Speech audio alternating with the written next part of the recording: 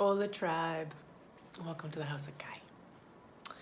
So today I wanted to briefly discuss the work, right? So when you hear people say the work, what does it mean? Yet more so, I wanted to kind of go into this little place of why it's important to start the work with children, right? So first, let's discuss the work. What is the work? The work is becoming present with our emotions, right? It is not about getting caught up in them or becoming dramatic about them. It is about acknowledging what we feel, and the work is coming into a place of peace, right? Allowing ourselves to drop into that which is uncomfortable or painful and sorting through until we come to a place of greater understanding, right? And depending on the depths of pain, one has, determines how many times we may have to go back to it, right? So I have said for a long time that every kind of pain we've ever experienced, physical pain, emotional pain, psychological pain, it's as if there is like a sack of pain. There's a fluid, right? So if you had a physical injury, like a bruise, you literally create like an inflammation. And that inflammation is going to stay with you until all of those fluids are secreted, right? So no different than getting a surgical scar. So when you go and have a surgery of some sort, your body creates an inflammation and internal scar tissue, and that scar tissue must be worked through. And if it's not worked through, it can start to create other patternings in the body, right? Geometric pulls, misalignments, and you start to create more issues when we do not deal with the original wound of what took place within the body. It is no different of our emotional body and our psychological body.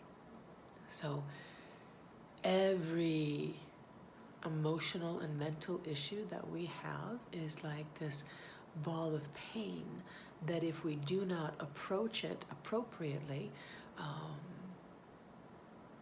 it will lay dormant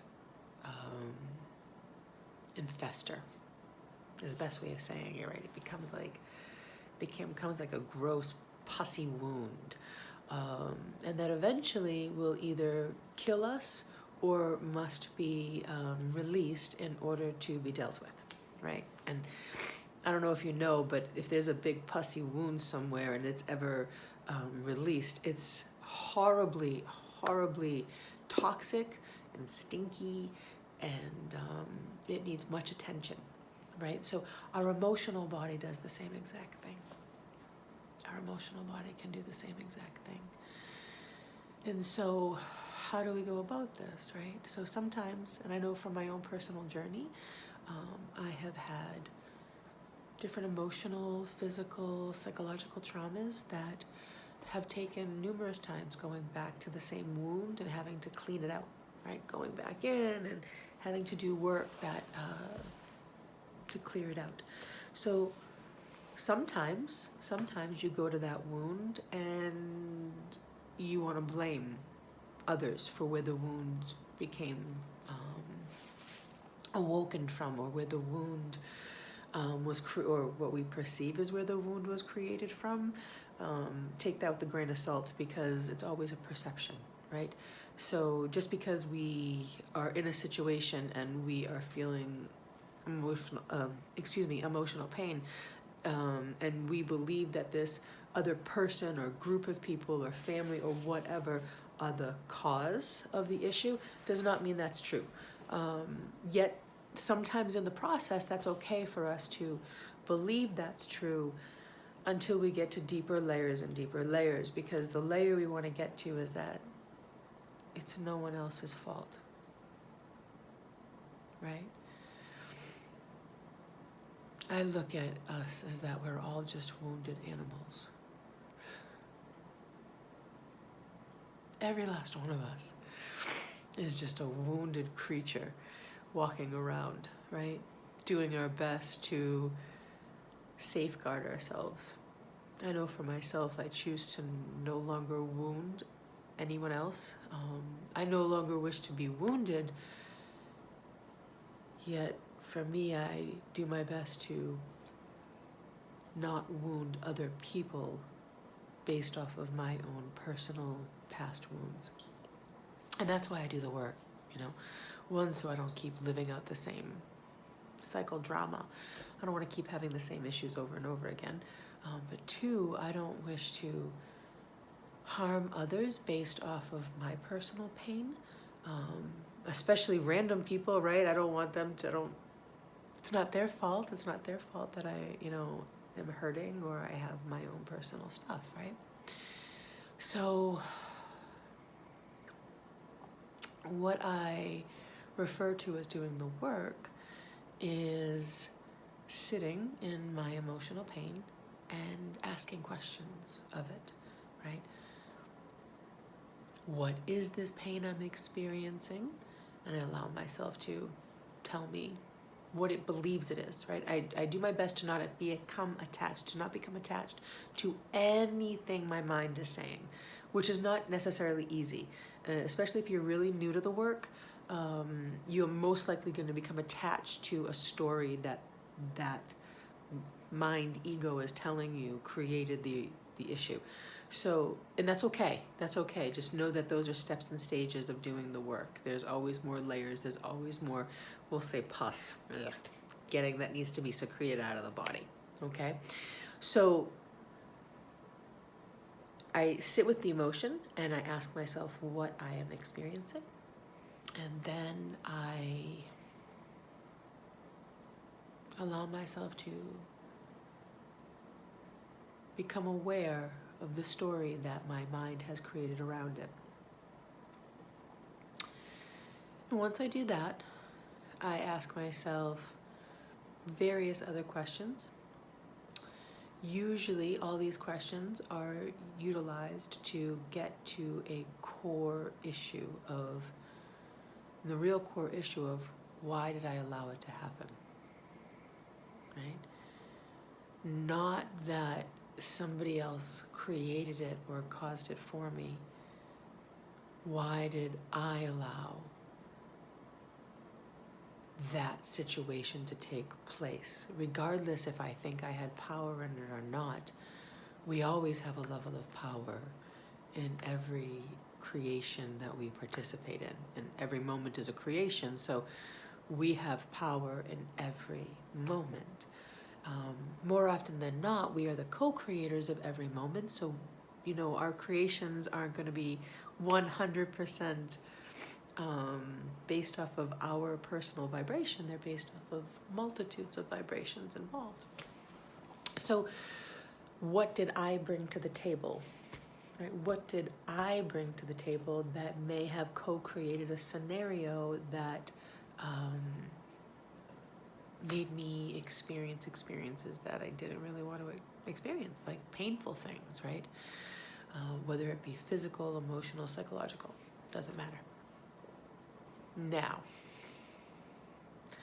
that is the work, right? And there's probably going to be another video where we go through a series of questions, and if not mine, then there are some unbelievable people out there already on YouTube.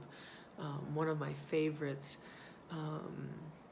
Teal Swan, has an amazing method. She has a few different methods actually of doing shadow work or doing the work of asking the questions and getting to deeper core issues. She's really very, very talented. And I do utilize her stuff now and again. However, I have my own way of going in and siphoning through that has served me very, very well over the years. So now, so that's the work. Now, today I was blessed to work with some youngins, right? I really do I love working with kids. So I was working with a 5-year-old and an 8-year-old, and I apologize, I'm giggling right now because my cat has come into the house and he's telling me what's up right now. I don't know if you can hear that little clawing thing going on. So yeah, please excuse my kitties. They're the joy of my world. They're so wonderful. So I worked with these kids today, and I truly love that parents are taking initiative to realize that the behavior of their children has deeper roots than which they are privy to, right? They are witnessing behaviors that they can't control or don't know how to change or don't know why their children are experiencing or behaving in certain ways. It's just doesn't match up, right? Their child is behaving in a specific way that doesn't match up to the child's current life experiences. Like there's something that's not matching up within that child. And so doing the work with children is even more powerful, in my opinion, than adults. We adults are really thick and bullheaded, and it layers upon layers. And you know, when I work privately with adults, oftentimes the adults will not just tell me one story, they'll tell me 5 different stories that could have co-created this one experience, which by no means, you know, did all those 5 stories co-create it? Probably. They had an impact, or they became more, they added to this sack of pain that the being was experiencing, that the person never fully dealt with this one emotional issue. So they kept creating more and more issues to match the vibration of their pain, right? So that's true right there, 100% true, that's what we do. We will create more and more issues or storylines that make us experience this pain that we really don't want to experience, but we've never dealt with, so we're not fully cleansed from our being. And so we repeat the patterns, we repeat the pain. So when we deal with children, it is far, far easier, right? Excuse me, less layers to deal with. However, and this may or may not match up for some people, and I'm cool if it doesn't. Sometimes behavior of the child doesn't match up to any experience from this lifetime, because it's not of this lifetime. It is a cellular memory that the child brought with them, right? Now you can look at it that from any way you choose. That doesn't even have to be a reincarnation thing. It just has to be that child said that they would deal with a storyline that would help them move through this journey, right? So if you do not believe in the soul reincarnation, that's just one way of looking at it. The other way of looking at it, as I was saying, is that each one of us, before we came into this lifetime, chose to have experiences that would expand our soul, right? That it would expand our spiritual growth. And in order for that to happen, our bodies, these physical tissues, stored cellular memory of code, okay? I'm going to keep it really simple. It doesn't have to be like, oh, in this past lifetime, and it can be, you know, it's all perception. However, these bodies just hold code. It just holds cellular memory. And so the soul, as the soul's coming into the body, it will experience the cellular memory that this physical body is holding, so that the soul can grow and become more than what it is, right? That's why we're here. We're here to learn, and we're here to become more than these limited lives that just seem to be happening. So the soul itself wants the journey. The soul wants to have these experiences so that it can grow. And so, for instance, I bring this up because I worked with a little one today, and in the experience, I did not take the experience face value. Had I taken the experience face value, I would perceive the child's life very differently than what it actually is.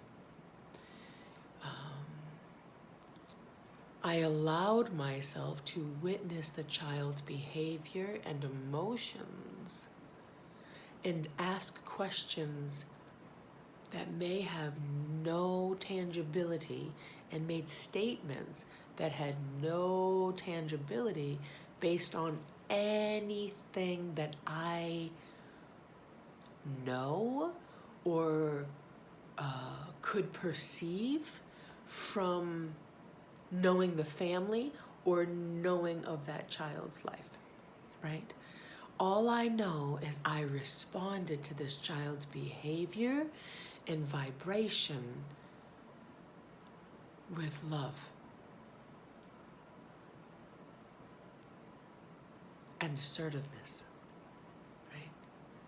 So the child showed up and behaved in specific ways that had no reflection of their life. They have an amazing family life, right? Yeah, sure, there's a couple things. Yet, they're not overly dramatic things to have created this child's behavior, right? I have dealt with people with horror stories for childhood, like absolute horror stories. And their everyday behavior is nothing compared to some of the stuff I witness in those that have even less horror stories through their physical third dimensional experience while being here, more that their emotional body does not know how to process what their soul is experiencing. So I'll say that again. Their emotional body does not know how to deal with what it is experiencing through the soul, right? So the soul is having an experience as it's coming in, and it doesn't have anything to tangibly connect to identify where its pain is coming from. All it knows is experiencing pain. And sometimes that's far more confusing because the soul, the human brain wants to attach to a storyline so it can have blame, and it can create the ego, the human in us wants to create a safe haven, right? Something to tangibly identify so that it can, say like there's a lion in the room. It has a reason to be in a fight, flight, or freeze experience. When the ego cannot connect to something specifically for a fight, flight, or freeze experience, it almost feels like you're going insane because it doesn't know why it's having these emotional experiences. All it knows is it's having these emotional experiences, and so it starts to try to create ways in order to keep itself safe, right? And that's what I experienced today, right? So with this young little one, his behavior was that had no real identification. He was trying to keep his spirit safe by trying to keep me in disillusionment, right? This little one was trying to keep my attention over here and, trying to do all these things that I wouldn't allow him to do. And in me not allowing the child to steal my attention or distract me, which was what was trying to keep him safe, I forced the child gently. It wasn't like I forced the child, but I got the child to identify with the feelings he was feeling. And again, there is no tangible experience in this lifetime for this child to have spoken what he spoke to me, or to have identified me personally with the experience to which this child was experiencing. Right? So for instance, when I sat and told this child that they were loved, they didn't believe me. I was a very loving child. The child loved to be loving, or what was perceived as loving. However, it was an artificial love. This child was trying to steal love because he thought that was the only way he could be loved. And so when I wouldn't allow him to steal my love, when I stopped that process and let him know that I was loving him because I chose to love him, he shut down. He became very angry with me. He was very angry that I wanted to give him love that he didn't deem himself worthy of, because he thought he had to steal love in order to be worthy of it. Right? And so we went through a very long process today to come to a deeper understanding of the vibration of the pain the child was experiencing. Like I said, this child was not, there was not one specific thing that this child has experienced in this life that would cause him to behave in these ways.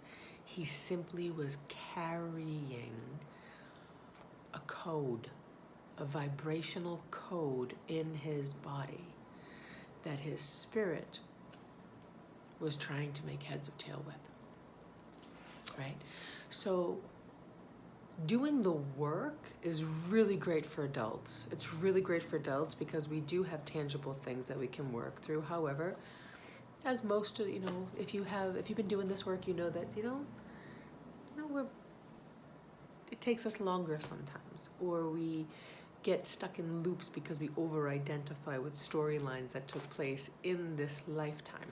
Now, the way I work with people has nothing to do with what was experienced in this lifetime, even though we will review some of those things. My perception of all things is vibrational. And so I do not attach to the stories of this lifetime or any lifetime. And I do my best to not even go into Akashic records and past lifetime stuff, because again, the ego gets all excited and is like, oh, I was so-and-so in a past life, or this was my storyline. I have so many people that I've worked with that really do enjoy going into their past life work, yet will over-identify with the past life experience instead of allowing themselves to realize that they're closing chapters, right? We don't have to hold on to the story of the past life experience. We can literally heal this moment and all other moments simultaneously in order to close off that karmic cycle that we are creating. So when I work with people, I'm looking at you from an energetic, actually it's really funny, this circle is perfect, right? So looking at this tapestry behind me, it is cycles and cycles and cycles. And so you can see here of it's like a mandala, right? Well, it's not even like a mandala, it is a mandala. So which cycle of the mandala are we in, right? Now, if you look here, you have, all these elephants here, but you only have a few on the outside, and then there's more layers as we get wider and wider. So we will have the same storyline from, coded information that can come down and collapse down into nothing, right? And so it's up to us to do that level of work. And again, children carry the code just as much as adults do. Yet children are capable of doing the work faster, right? They just need simple guidelines and a little bit of TLC.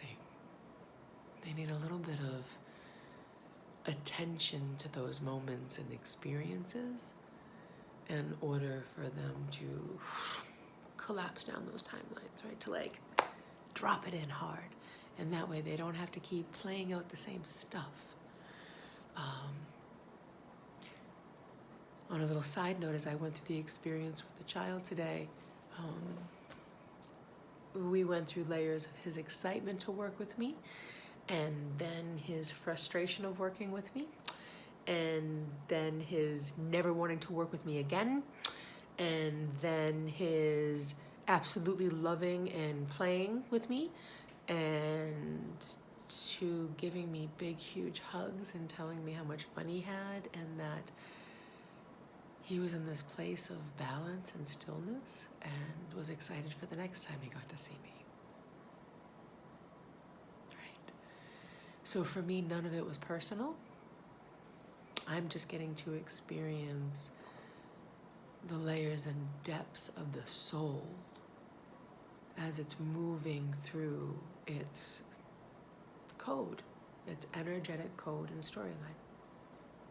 So it's no different, child, adult, all the same. Yet I encourage that the more we do this with our children, right, the more we grant access to the child healing, the less storyline they create and create and create and create. So I'm going to strongly encourage people to offer this kind of work to their children. If they themselves aren't going out and reaching and doing, then at least offer to their children. And if you are doing it for yourselves, do not deny your children the opportunity to have this depth of healing as well. I assure you that I know my mama did the best she could with, all of it. My mom did the best she could with all of it. However, people like me weren't common when I was growing up.